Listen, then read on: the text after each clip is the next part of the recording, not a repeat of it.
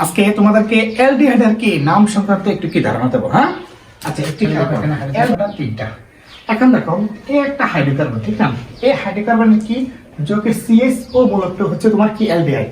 যে সকল কি হাইড্রোকার্বনের কি যোগে CHO থাকবে অর্থাৎ কি অ্যালডিহাইড মূলক থাকবে, তখন ওই যৌগটা কি অ্যালডিহাইড যৌগ। এখন অ্যালডিহাইড যৌগের কি নামকরণ করতে গেলে তোমার প্রথমে দেখতে হবে কি অ্যালডিহাইড মূলকটা কোন দিকে আছে।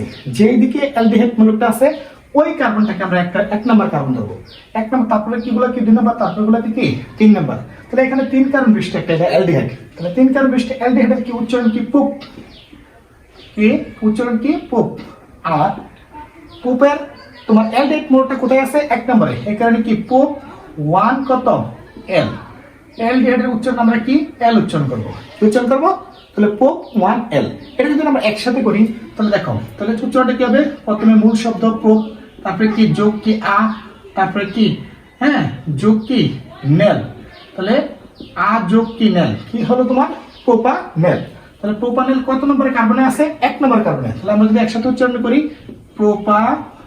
প্রোপানেল। হ্যাঁ, প্রোপানেল কত 1। কেন 1? কারণ এক নম্বর কার্বনে অ্যালডিহাইড মূলকটা আছে।